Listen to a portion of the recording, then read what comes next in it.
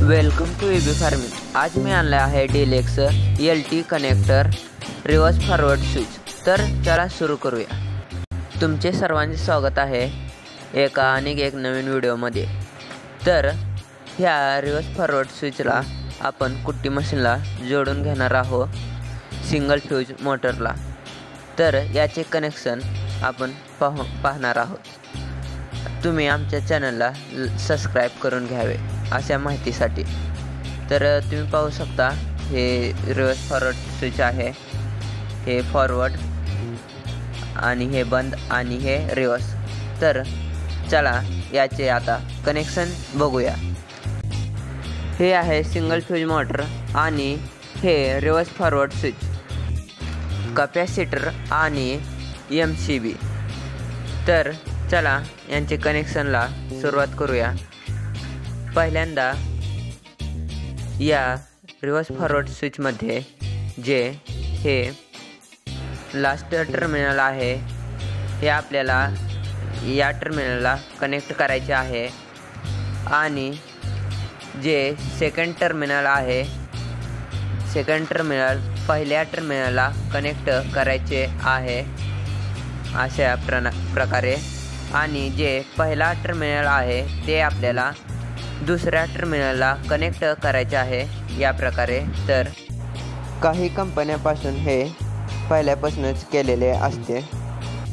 MCB मध्ये phase आणि neutral दोन वायरी जोडलेल्या आहेत आणि सिंगल मोटरमध्ये हे जे 4 वायरी आहेत त्यामध्ये लाल वायर हे रनिंग वाइंडिंग वायर आहे, B हे स्टार्टिंग बाइंडिंग वायर आहे।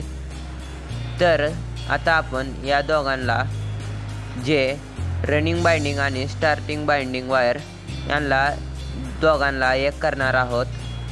आता आपल्यापाशी 3 वायर झालेले आहेत, एक रनिंग बाइंडिंग वायर आणि स्टार्टिंग बाइंडिंग वायर, आणि ज्या दोघांना आपण मिळवलं आहे ते आपल्याला कॉमन वायर झालेले आहे।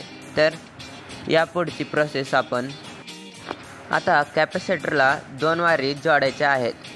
R जे आहे ते रनिंग बाइंडिंग वायर आहे, हे कोणत्याही कॅपॅसिटरच्या एका वायरीला जोडायचे आहे, आणि B जे आहे ते स्टार्टिंग बाइंडिंग वायर आहे, त्यालाही कोणत्याही एक कॅपॅसिटरच्या वायरला जोडायचे आहे।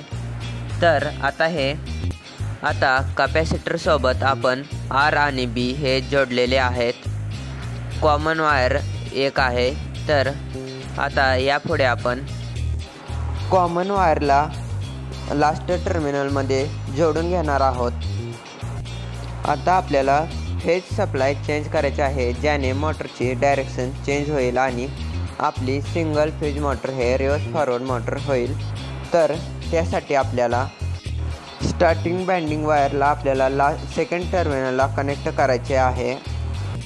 आता रनिंग बाइंडिंगला पहिल्या टर्मिनलला कनेक्ट करणार आहोत, आणि आता इनपुट पॉवर सप्लाय कनेक्ट करण्यासाठी आपण न्यूट्रलच्या वायरला लास्ट टर्मिनलमध्ये कनेक्ट करून घ्यायचे आहे। न्यूट्रल नेहमी कॉमन वायरमध्ये जाणार।